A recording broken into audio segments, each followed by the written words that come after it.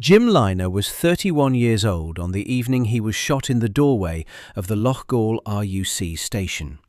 He was, by some accounts, the most experienced active service Provisional IRA volunteer in Tyrone. He had been interned in 1971. He had been elected a Sinn Fein councillor in 1981 from his prison cell. He had been credited inside the East Tyrone Brigade with planning the December 1985 Ballygawley RUC station attack, in which 2 RUC constables were lost. He had been credited with the August 1986 Birches operation that destroyed an RUC station with a stolen JCB. By May 1987, he had been part of the unit for at least 12 years. He was one of 8 East Tyrone men in the field at Loughgall that Friday evening. This video is about the 8. What the audience under every Loughgall video keeps asking is straightforward. They want to know what the 8 had done before they were in the doorway. The most liked comments on the channel's earlier Loughgall reconstructions phrase the question in different registers. 224 likes on one, 156 likes on a second, 152 likes on a third. The 3 together carry the same demand. The mainstream framing of the Loughgall dead treats them as the IRA dead, full stop. The audience wants the documented record. This video is the documentary one. Each of the 8 is presented as a sequence of recorded actions, drawn from the inquest evidence, the RUC charge sheets, the contemporaneous press, the Stalker and Sampson papers, Toby Harnden's identification of the cell in Bandit Country, Ed Moloney's A Secret History of the IRA, and the death notice text the Provisional IRA published in its own Roll of Honour. Each name will be treated as a record, not as a verdict. The cumulative pattern carries the weight. Begin with the commander. Patrick Joseph Kelly was born in Carrickfergus on the 19th of March 1957. His family moved to Dungannon when he was 16. He joined the Provisional IRA at the beginning of the 1970s and became, by the middle of that decade, one of the more experienced volunteers in Tyrone. In December 1973, he was injured in a premature bomb explosion. He was arrested, charged and sentenced. He served 5 years in the maze. He was released around 1978. By 1985, after a period of operational rebuilding inside the East Tyrone Brigade, he was its commander. The brigade he inherited had been the most active rural IRA unit in Northern Ireland through the early 1980s. Under his command, between 1985 and 1987, it ran the most sustained station attack campaign of the period. The doctrine was not his. It had been devised by a colleague in Monaghan several years earlier, but the running of it was on his ledger. He was 30 years old at Loughgall. The brief his audience reads sometimes calls him 32. The European Court of Human Rights judgment, the Wikipedia record, and the gravestone all agree on 30. He drove the Toyota van into the village that evening. His funeral in Dungannon was one of the largest in Tyrone during the Troubles. Jerry Adams put his shoulder under the coffin. What that record establishes about him is narrow and specific. He had served a prison sentence for explosives. He had returned to active service. He had taken brigade command at the moment the strategy was in its operational ascent. His name is at the top of the cell roster the security forces had built by April 1987. He did not survive the operation he ran. By 1979, the man who had devised the doctrine was Jim Lynagh. Lynagh was born in Killygowan, on the southern edge of Monaghan town, on the 13th of April 1956. He was one of 12 children. He joined the Provisional IRA in the early 70s, and in December 1973, the same month Patrick Kelly was injured north of the border, Lynagh was badly hurt in a premature bomb explosion of his own. He was arrested, charged, and served 5 years in the maze. While he was inside, he studied. He read Mao Zedong. He emerged from prison in 1979 with a position on the political organisation of armed struggle that was, by IRA standards of the time, unusually theorised. The position had a name. It was called the no-go zone strategy. The argument was that isolated rural police stations should be destroyed, and the contractors who came to rebuild them intimidated or shot, so that the British state could not project a uniformed presence into the rural areas where the brigade operated. The objective was geographic. The mechanism was attrition. In 1979, the year of his release, Lynagh was elected a Sinn Fein councillor for Monaghan Urban District Council. He held that seat until his death. The brief that produced this video says he was elected from his prison cell in 1981. The election was in 1979, soon after his release, though the seat was retained through 1981 and beyond. The detail matters because the seat made him a public figure on one side of the border, while he was an active service volunteer on the other. He attended council meetings in Monaghan in the morning. He crossed into Tyrone in the evening. His operational name inside the RUC and British intelligence files was the Executioner, a label he picked up from a January 1981 operation at Tynan Abbey, in which Sir Norman Strong, 86 years old, and his son James Strong were shot dead. The label appears in Moloney's Secret History. The label has been with him in every subsequent account. From 1984 onwards, Lynagh began cooperating with Padraig McKearney, who had returned to active service that year after one of the largest prison escapes in British peacetime history. The Lynagh-McKearney partnership produced the two-station attacks the Loughgall operation would copy. The first was the Ballygawley operation on the 7th of December 1985. Reserve Constable William Clements and Constable George Gilliland were lost at the gate, and the building was destroyed by a bomb. The second was the Birches operation on the 11th of August 1986. A 200-pound bomb in a JCB bucket through a perimeter fence, with a diversionary attack at Pomeroy drawing the security forces away. The Loughgall operation was the third application. The pattern was the part that did not survive contact.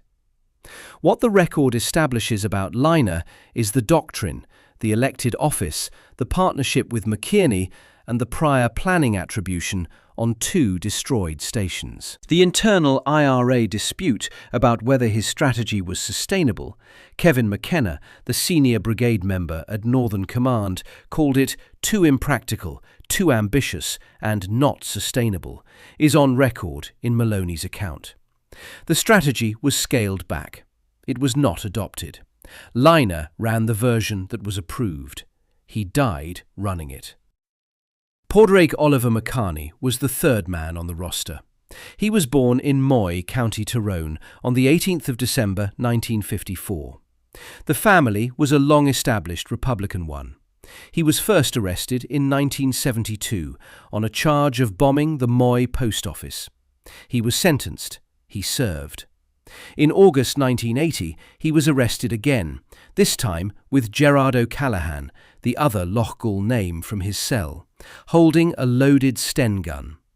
The Sten was a wartime British submachine gun, by then long out of regulation service. It was the weapon of an under-resourced volunteer in a rural unit. He was sentenced to 14 years for that arrest.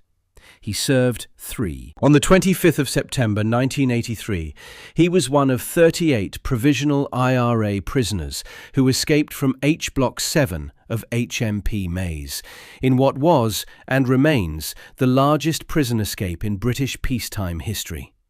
McKearney was on the run from that day until his death. He returned to active service in his native East Tyrone at the beginning of 1984. From that point until Loughgall, he was inside the brigade as the man Moloney calls the advocate of the third phase of armed struggle. Strategic defence, rendering certain areas ungovernable, attrition against rebuild contractors. The advocate, that is, of the position Lynagh had originated and the brigade was now executing. The McKearney family record is its own paragraph in the documentary literature. Padraig's younger brother Sean, also a PIRA volunteer, was lost on the 13th of May 1974. Another brother, Kevin McKearney, was lost in a loyalist paramilitary attack on the family some years later. An uncle, Jack McKearney, was lost in the same period. The pattern in that family was generational. Padraig was the one who escaped from Lynagh. He was 32 at Loughgall. He was the cell's bomb maker by reputation, though the engineering specifics of the £200 device used at the station have never been published in full. He was sitting in the back of the van with Lynagh and Donnelly when the SAS engaged. That gives the audience 3 names with documented prior service. 5 remain. Declan Arthurs was born in Galbally, County Tyrone, on the 28th of October 1965. He was 21 years old at Loughgall. The brief says 24. The record, every reliable source on the engagement, including the inquest material and the gravestone in St John's Cemetery in Galbally, has him at 21. He worked on the family farm. He drove diggers professionally. He was the agricultural contractor for the farm. He joined the East Tyrone Brigade in 1982 in the wake of the death on hunger strike of Martin Herson, the Tyrone striker who died in Lynagh in 1981. Herson was from Galbally. Arthurs was, by every account, one of the young men radicalised by that death. By August 1986, he was operationally trusted enough to drive the digger in the Birches attack, the JCB through the gate, the £200 bomb in the bucket. He drove the digger at Loughgall on the 8th of May 1987 as well. The lighter in his hand when he was shot. A Zippo, recovered from the laneway opposite Loughgall Football Club, has appeared in the inquest evidence and in the post-mortem photographs. He was unarmed at the moment of his death. He had lit the fuse. He had run from the digger. The lane was where he stopped. The Arthurs detail is the part of the engagement the family side framing centres on. The HET finding in December 2011 concluded that the IRA team fired first and could not have been safely arrested. The ECHR finding in 2001 concluded that the inquest had been procedurally inadequate. Both findings stand. Arthur's holding only a lighter is the fact both findings have to live with. Seamus Donnelly, also of Galbally, was 19 years old at Loughgall, the youngest of the cell. He had grown up alongside Arthurs and Tony Gormley. He had joined the brigade in the same early 80s post-hunger strike intake. The precise recruitment year for Donnelly is not in the documentary record. The brief flags this and the research confirms it.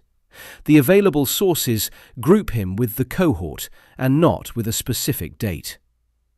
He was in the back seat of the van with Lynagh and McKearney. He had no documented prior operation attributed to him by name. He had been in the brigade long enough to be on the roster for the operation, and that is the limit of what the record will support. That is a thin record, and the discipline of this video is to say so. The audience is not owed an invented prior. The audience is owed the documented record. For Donnelly, the documented record is the cohort, the area, the age, and the seat in the van. The rest is silence. Tony Gormley was 24 years old at Loughgall. He was from Kappa. He had also joined the brigade after Martin Herson's death. He was a businessman as well. He owned an engineering subcontracting company with around 12 employees. He was the second oldest in a family of 6. He grew up alongside Arthurs and Donnelly.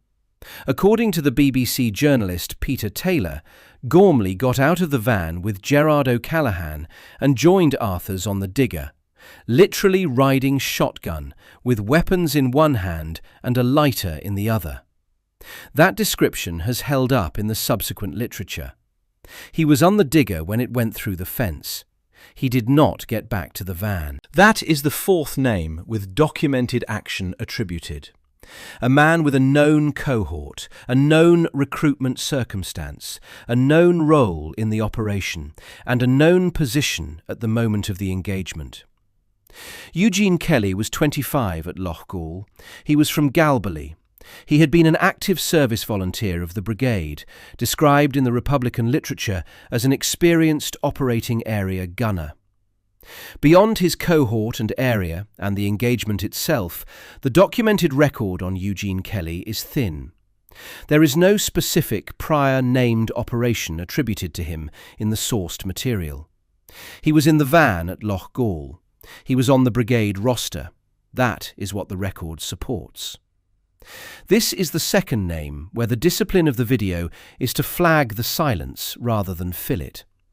The mainstream coverage tends to skip Eugene Kelly's prior because there is no documented prior to cite.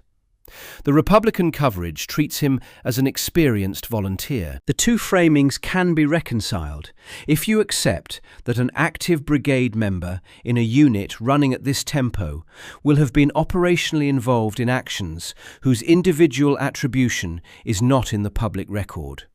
That is true. It is also true that the script will not pretend the attribution exists. A footnote on the Galbally cohort. Eugene Kelly, Seamus Donnelly and Declan Arthurs all came from the same village. The brief audience that has read each of these names individually sometimes forgets that the 3 sat next to each other on the same primary school benches before they sat in the same van. Galbally is a small place. Martin Herson was from there. When Herson died in Longkesh in 1981, the village absorbed the loss in the way Bessbrook absorbed its losses on the other side of the conflict, through a quiet, family-led, multi-household process of recruitment, replacement and silence. The 3 Galbally men in the East Tyrone Brigade roster of 1987 were not a coincidence. They were the post-Herson recruitment intake of a single village. The brigade ran on intakes of that shape. The 2 Galbally graves side-by-side outcome at St John's Cemetery was the eventual fact that intake produced. Gerard O'Callaghan was 29. He was from the Benburb area. He was the second of the 8 to have served a prison sentence whose facts are in the public record. Alongside McKearney, he was arrested in August 1980 holding the loaded Sten gun. He served. According to Republican sources, including the Anne Foblacht account of the Loughgall martyrs, he was also one of the September 1983 Maze escapees. The Wikipedia escape article does not list him among the 38 names.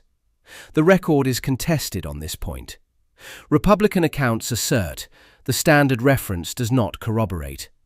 The script will note the dispute rather than resolve it. What is not contested is that he was arrested in 1980 with McKearney, that he was inside the brigade by 1986, and that he was on the digger at Loughgall, out of the van with Tony Gormley, riding the bucket. He was the closing name on the cell roster the security forces had built by the spring of 1987. That is 8 men, 2 with documented prison sentences and post-release returns to active service, 2, Lynagh and Kelly, with brigade command or doctrine author roles, 1, McKearney, who escaped from Longkesh and returned, 1, Arthurs, who drove the digger at the Birches and then at Loughgall, and who was holding a lighter when he was shot, 2, Donnelly and Eugene Kelly, whose prior individual attribution the record does not specifically support, 1, Gormley, with a documented role on the digger and a documented business background that the audience will recognise. 1. O'Callaghan, with a documented 1980 arrest and a disputed 1983 escape attribution. The composite record of the cell between 1985 and 1987 is dense in a way the individual records are not. Take the operating area diary as the security forces and the inquest evidence have it. 5. The brigade ran somewhere in the region of 22 distinct armed actions. The Ballygawley station attack on the 7th of December 1985 destroyed the building and lost 2 RUC officers. The Tyne Barracks mortar attack on the 11th of December 1985 injured 4.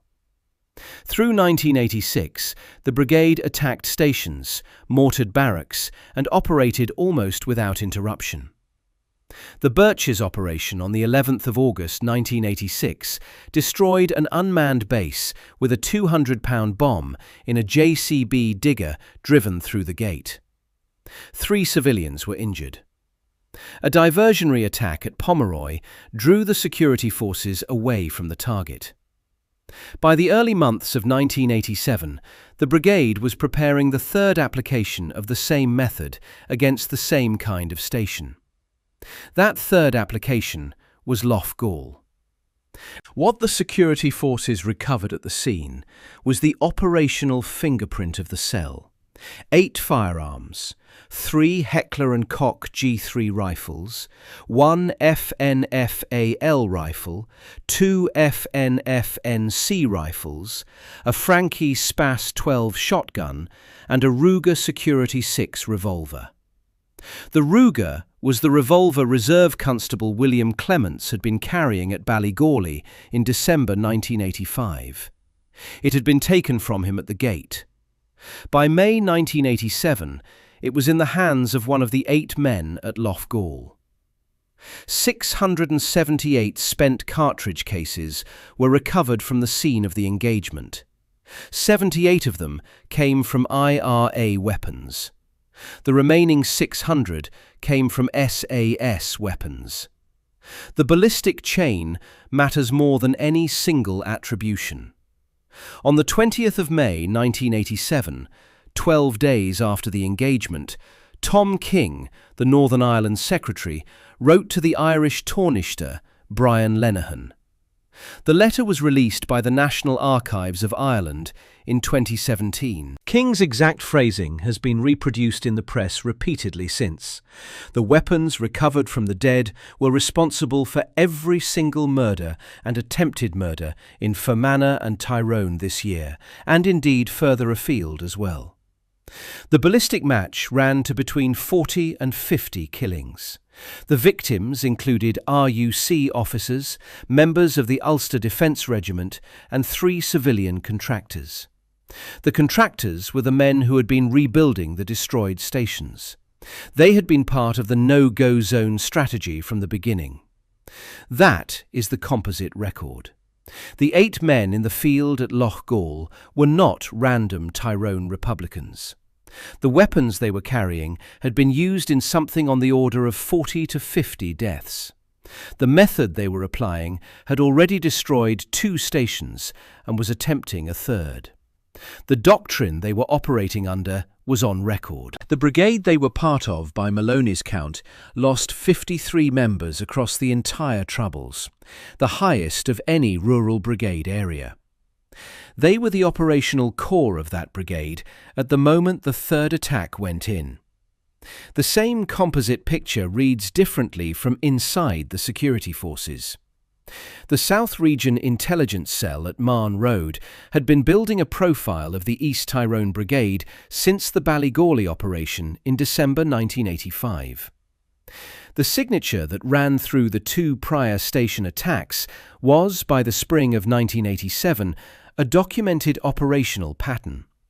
A stolen heavy plant vehicle, a 200-pound device delivered through a perimeter fence, the same operating area, the same 8 to 10 faces turning up across surveillance and informant reporting.